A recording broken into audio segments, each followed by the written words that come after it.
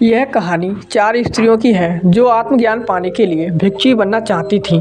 यह स्त्रियां काफ़ी गुरुओं के पास जाती हैं, लेकिन कोई भी गुरु इन्हें दीक्षा देने को तैयार नहीं होता।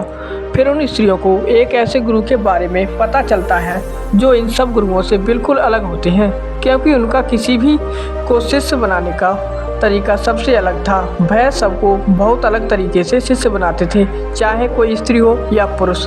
वह सभी को शिष्य बनाने से पहले उनसे एक प्रश्न पूछा करते थे। वो सभी 4 स्त्रियां बहुत ही आशा के साथ उन गुरुओं के पास जाती हैं। जब वो उनके पास पहुंचकर उन्हें प्रणाम करती हैं, तब वो गुरुजी उनसे उनके आने का कारण पूछते हैं। तब वो चारों स्त्रियां कहती हैं कि गुरुदेव, हमने अपने जीवन में मन की शांति खोजी, लेकिन वो शांति हमें कहीं नहीं मिली, जिसकी तलाश में हम ना जाने कब से कहां उसके लिए नहीं भटके। हम आपसे दीक्षा लेकर भिक्षु बनना चाहते हैं और परम सत्य की खोज में लगना चाहते हैं। वह गुरु कहते हैं कि ठीक है, मैं तुम्हें दीक्षा तो दूंगा, लेकिन उसके लिए तुम्हें मेरे प्रश्न का उत्तर देना होगा। यदि तुम मेरे प्रश्न का उत्तर सही नहीं दे पाती हैं, तो मैं तुम्हें दीक्षा नहीं दूंगा। प्रश्न बहुत सरल है, क्या तुम तैयार हो? तब वो चारों स्त्रियां कहती हैं कि ठीक है गुरुदेव, हम तैयार हैं। वो गुरुजी कहते हैं तो ठीक है, फिर तुम चारों में से जो सबसे पहले उत्तर देना चाहती है वो यहाँ रुके, बाकी सब कुछ दूरी पर जाकर खड़े हो जाओ, ताकि वह ना तो प्रश्न सुन सके और ना ही उत्तर। वह स्त्रियां ऐसा ही करती हैं और वह अलग जाकर खड़ी हो जाती हैं।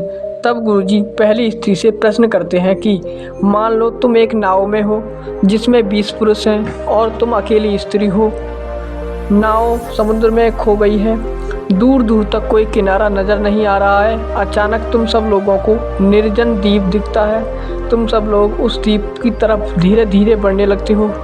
तुम यह बात जानती हो कि वह उस नाव में 20 पुरुष हैं और तुम अकेली स्त्री हो, और अब तुम यह सोच रही हो कि उस निर्जन द्वीप पर पहुंचने के बाद तुम्हारे साथ क्या होगा। तब वह गुरु उस स्त्री से पूछते हैं कि तुम बताओ, उस परिस्थिति में तुम क्या करोगी। तब वह स्त्री कहती है कि मैं ऐसी स्थिति में अपनी इज्जत बचाने के लिए समुद्र में छलांग लगा दूंगी, अपनी जान दे दूंगी। दोस्तों, शायद आप में से भी कुछ को उस स्त्री का उत्तर सही लगा होगा, लेकिन वह गुरुदेव उस स्त्री से कहते हैं कि तुम अब जा सकती हो। तुम्हारा उत्तर बिल्कुल गलत है, क्योंकि जो हुआ ही नहीं उसके लिए तुम अपने आप को दंड कैसे दे सकती हो। उस स्त्री ने तो यह उत्तर बहुत ही सोच समझ कर दिया था, लेकिन गुरुजी कह रहे हैं कि यह उत्तर गलत है, और वह स्त्री बहुत ही निराश होकर वहाँ से चली जाती है। तब दूसरी स्त्री आती है। गुरुदेव उससे भी बिल्कुल वही प्रश्न करते हैं कि मान लो तुम एक नाव में जा रही हो, उस नाव में 20 पुरुष मौजूद हैं और तुम अकेली स्त्री हो। वह नाव समुद्र में कहीं खो गई है, उसे कोई किनारा नहीं मिल रहा है। अचानक उन्हें एक निर्जन द्वीप नज़र आता है। वह उस निर्जन द्वीप की तरफ आगे बढ़ने लगते हैं और तुम्हारे भीतर यह चल रहा है कि तुम अकेली हो। वहाँ पहुँचने के बाद तुम्हारे साथ क्या होगा। गुरुजी कहते हैं कि तुम बताओ, इस परिस्थिति में क्या करोगी। वह दूसरी स्त्री कहती है कि ऐसी स्थिति में मैं स्वयं को उस नाव में मौजूद सबसे शक्तिशाली पुरुष को स्वयं को समर्पित कर दूंगी। जो सबसे शक्तिशाली पुरुष होगा वह पुरुष मेरी बाकी 19 पुरुषों से रक्षा करेगा। शायद आपको यह उत्तर भी सुनने में थोड़ा सही लगे, लेकिन गुरुजी उस दूसरी स्त्री को भी कहते हैं कि तुम जा सकती हो। तुम्हारा उत्तर भी गलत है। एक पुरुष चाहे कितना भी शक्तिशाली क्यों ना हो, लेकिन 19 पुरुषों से कमज़ोर ही होगा। वह स्त्री भी निराश होकर लौट जाती है। तब तीसरी स्त्री आती है। तब गुरुजी उससे भी वही प्रश्न करते हैं कि मान लो तुम एक नाव में जा रही हो, उस नाव में 20 पुरुष मौजूद हैं और तुम अकेली स्त्री हो।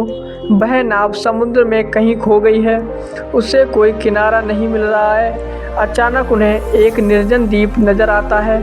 वह उस द्वीप की तरफ आगे बढ़ने लगते हैं और तुम्हारे भीतर यह चल रहा है कि तुम उन 20 पुरुषों के बीच अकेली हो। वहाँ पहुँचने के बाद तुम्हारे साथ क्या होगा। गुरु कहते हैं कि तुम बताओ, तुम इस समस्या में क्या करोगी। तब वह स्त्री कहती है कि बाकी सब तो ठीक है, 20 पुरुष हैं, मैं अकेली हूँ, नाव समुद्र में खो गई है, निर्जन द्वीप पर पहुंचने वाले हैं, परंतु इन सब में समस्या क्या है। वह स्त्री पेशे से एक वेश्या थी। वह कहती है कि वह पुरुष है और मैं एक स्त्री। वह अपनी ज़रूरत पूरी करेंगे और मैं अपनी। इसमें समस्या कैसी। तीसरी स्त्री का उत्तर सुन गुरुजी कहते हैं कि तुम भी जा सकती हो, तुम्हारा उत्तर भी गलत है। वह तीसरी स्त्री भी लौट जाती है। अब आखिर में वह चौथी स्त्री आती है। गुरुदेव उससे भी वही प्रश्न करते हैं कि मान लो कि तुम एक नाव में जा रही हो, उस नाव में 20 पुरुष मौजूद हैं और तुम अकेली स्त्री हो। वह नाव समुद्र में कहीं खो गई है, उसे दूर दूर तक कोई किनारा नहीं मिल रहा है। अचानक तुम सबको एक निर्जन द्वीप नज़र आता है। वह सब उस द्वीप की तरफ आगे बढ़ने लगते हैं और तुम्हारे भीतर यह चल रहा है कि तुम उन 20 पुरुषों के बीच अकेली हो। वहाँ द्वीप पर पहुँचने के बाद तुम्हारे साथ क्या होगा, तुम बताओ। इस विपदा की स्थिति में क्या करोगे। वह चौथी स्त्री अपने दोनों हाथ जोड़कर सिर झुकाकर कहती है कि पता नहीं, मैं उस समय उस स्थिति में क्या करूँगी। तब गुरुदेव कहते हैं कि फिर तुम जानने के लिए तैयार हो जाओ। जिसके पास पहले से कोई बनावटी उत्तर नहीं है, वही सच्चा उत्तर खोज सकता है। वो गुरुजी उस स्त्री को दीक्षा देते हैं और वो स्त्री परम सत्य की खोज में लग जाती है।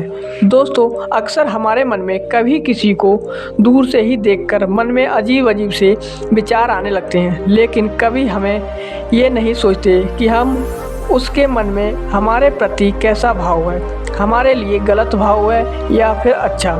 जैसे कि उन तीनों स्त्रियों ने अपने मन में उन 20 पुरुषों के लिए नकारात्मक विचार पैदा कर लिए, पर हमें ऐसा नहीं करना चाहिए। पहले हमें जान लेना चाहिए कि उसके मन में हमारे प्रति कैसा भाव है, तब कोई निर्णय लेना चाहिए। तो दोस्तों, आज की वीडियो में बस इतना ही। मिलते हैं अगली वीडियो में। धन्यवाद।